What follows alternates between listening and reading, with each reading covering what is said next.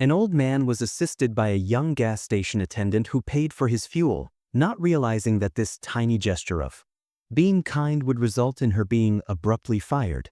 The old guy returned the very next day with a startling twist that would alter her life in ways she could never have predicted. Hi, and welcome to Stories That Have Been Revealed. I can't wait to tell you another story about a hectic afternoon at the gas station that I hope will uplift, amuse, and keep you coming back for more. As Charlotte completed filling each tank for the waiting customers, she hurried between cars and looked at the next person in line inside a worn sedan. She saw an elderly man looking around uncomfortably, as if he wanted to ask something, detecting his uneasiness. Charlotte moved in closer and smiled reassuringly. "Is there something wrong, sir? Do you need assistance?" Her tone was calm and welcoming as she asked softly. The old guy paused before saying, in a low, almost embarrassed voice, "I forgot my wallet at home. I don't have enough cash to fill my tank." He seemed afraid to reveal that it was difficult for him. Charlotte Hart approached him because she could sense the awkwardness and shame in his remarks, but before she could respond, one of her coworkers, who was a few feet away, overheard the exchange and shook his head. "Lost your wallet?" he yelled in a loud, derisive tone. "Perhaps Santa could bring you some gas." The elderly man's cheeks flushed with shame as a few patrons chuckled, their voices too low to conceal the comedy in what they were saying. He turned away, his hands wringing in his lap. Without hesitation, Charlotte dug into her purse, took out the precise amount for his fuel, and gave it to the elderly guy with a kind smile after noticing the pain in his eyes and giving her coworker a short, stern look. The elderly man looked up, his eyes filling with gratitude, and his voice wavered as he said, thank you so much. I promise I'll come back to repay you." She said, "It's okay, I've got this, you can pay me back whenever you can." His expression conveyed a depth of gratitude that words couldn't fully express. A few customers who had previously laughed quietly now gave Charlotte gentle smiles of approval, while her coworkers who had made fun of the elderly man stood clumsily, their previous smirks turning to discomfort. With a final nod of gratitude, the elderly man started his car and looked back at her with a kind smile as he drove off. As the elderly guy drove away, one of Charlotte's coworkers sneered and shook his head, saying, "You're too soft." Charlotte felt a calm light of warmth settle in her heart. From a few feet away, Charlotte said in a mocking tone, "Do you really think he's coming back to pay you?" Another coworker smirked and added, "Sure, go ahead and be everyone's hero." And again her disbelief turning to relief. Then she noticed a line at the end sponsored by a private donor who wishes to remain anonymous. She sat there speechless, grateful yet mystified by this unexpected kindness as she contemplated the unexpected blessing. Her thoughts were interrupted by a tap at the door, which she answered to reveal Mr. Paul, the elderly man, standing there with his customary smile.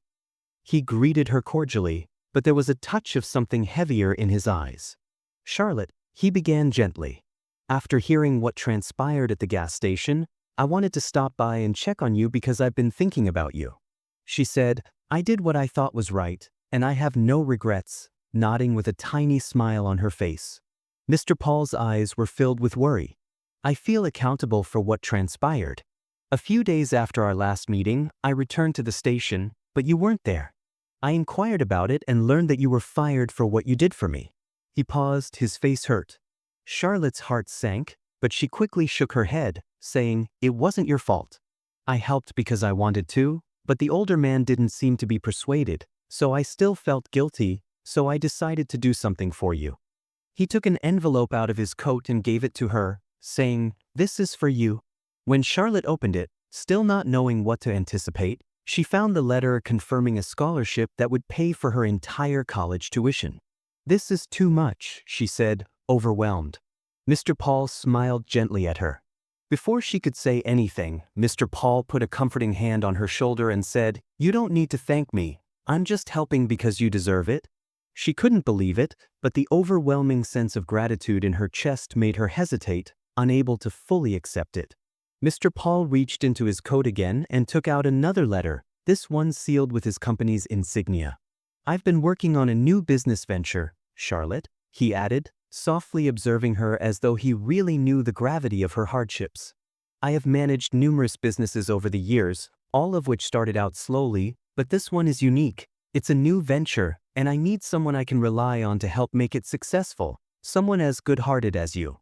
I'm offering you a job as my business assistant, where you would assist with operations and oversee key tasks.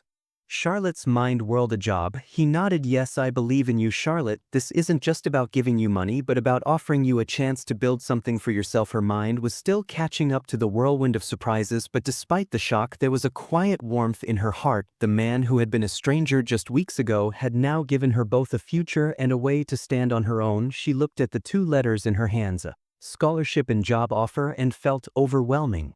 Emotion rose in her chest as Charlotte settled into her new role. She was surprised by how much there was to learn and by how patient Mr. Paul was with her. He took time each day to walk her through tasks, guiding her with a warmth that went beyond any typical mentor. It felt like he wanted her to succeed not just for the business, but for herself. Sometimes, as they worked side by side, he'd share stories from his years in the industry. His words were filled with hard-earned wisdom, and she felt deeply grateful to learn from someone with so much experience. Every story, every lesson felt like he was passing on a part of himself over time. Charlotte's dedication and growth didn't go unnoticed. After witnessing her grow and flourish with quiet pride, Mr. Paul gradually started to trust her with more responsibility. He was confident in her abilities and assured of her integrity. One day, in a modest manner, he revealed his intention to completely step back and leave Charlotte in charge of the business. Charlotte was overcome with gratitude and purpose, knowing that this trust was a gift and a duty she would uphold.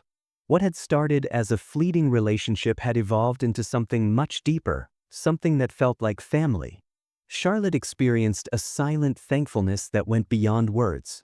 She was grateful not only for the chance he had given her, but also for the kindness and trust he had shown her by assisting him that day.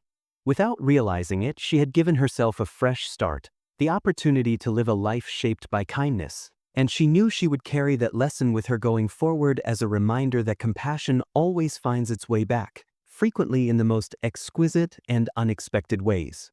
I hope this tale brightened your day a little. If you like it, please subscribe to the channel and give this video a thumbs up. This keeps us inspired to tell you more stories like this.